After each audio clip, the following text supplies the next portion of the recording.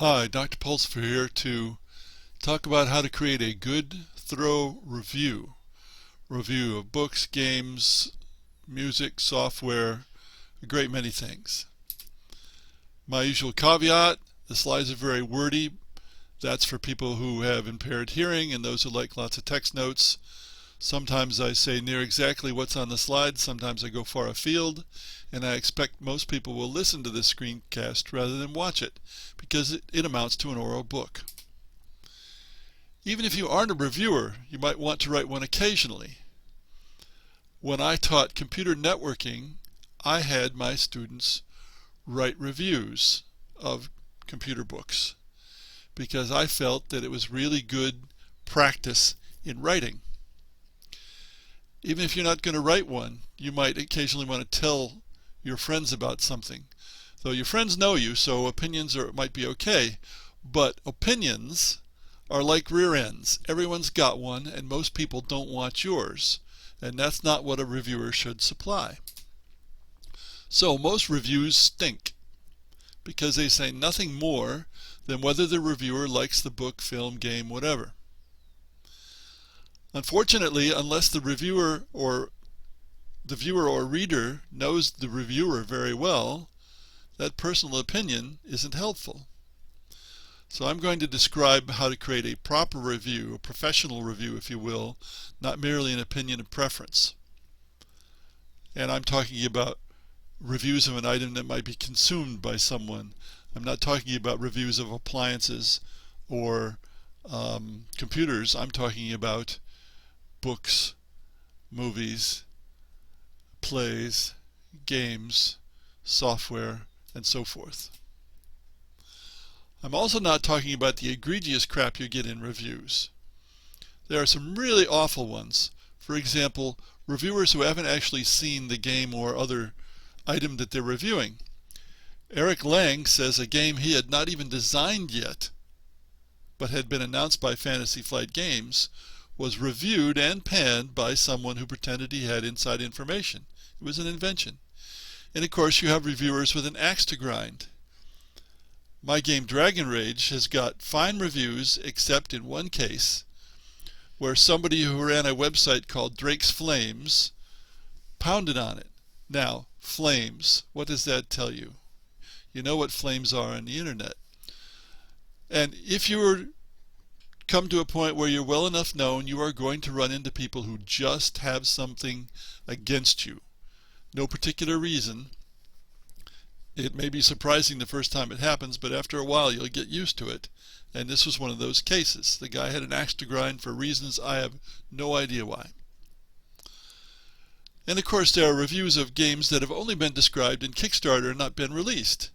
And I specifically recall one person who rated one of my games a 4 out of 10 on Board Game Geek without explanation. Without explanation. I wrote to the guy and said, "Did you really rate it on the basis of Kickstarter because the game had not been released?" "Yes, indeed," was the answer. Now, that's idiocy and incompetence. That's not a review. That shouldn't even see the light of day. So, a proper review, especially arts related. The first rule is explain your reasons. Don't just spew out opinions.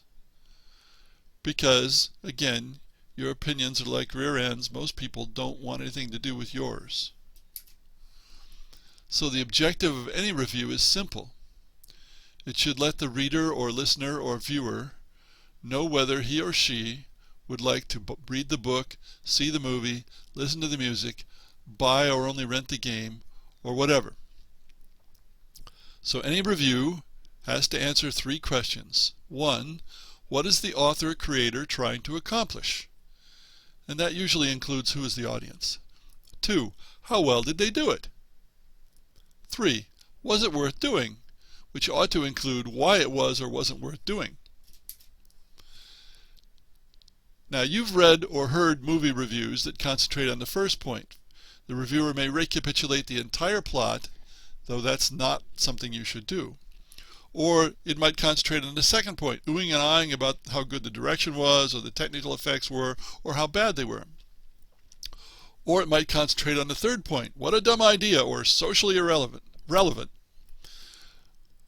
Which of the points you focus on in a particular case is a decision you have to make according to the nature of the reviewed item and what you feel is important.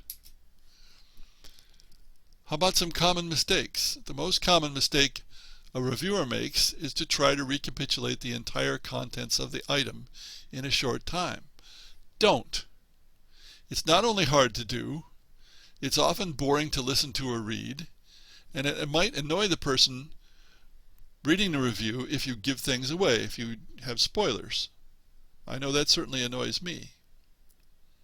So you've got to find ways to talk about the thing as a whole without recounting the entire plot. What's the most common mistake of people who know the 3 questions? That's to be explicit and list each question and then answer it.